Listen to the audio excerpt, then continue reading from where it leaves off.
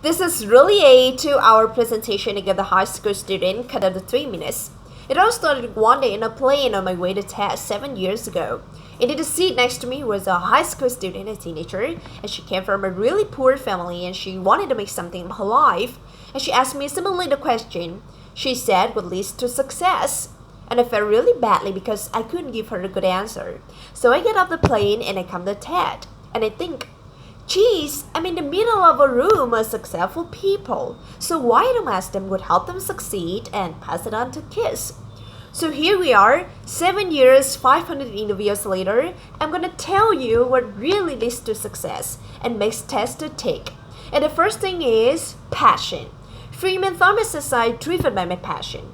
Testers do it for love, they don't do it for money. Carol Coletta says, I could pay someone to do what I do.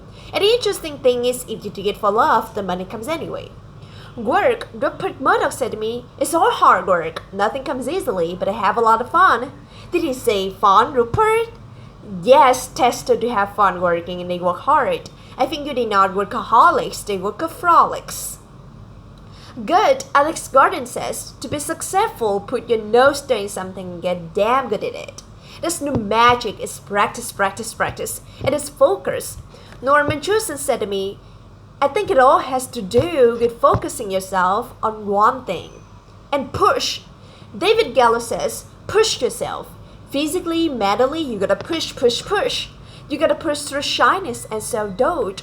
Woody Hand says, I always had self-doubt. I wasn't good enough, I wasn't smart enough, I didn't think I'd make it.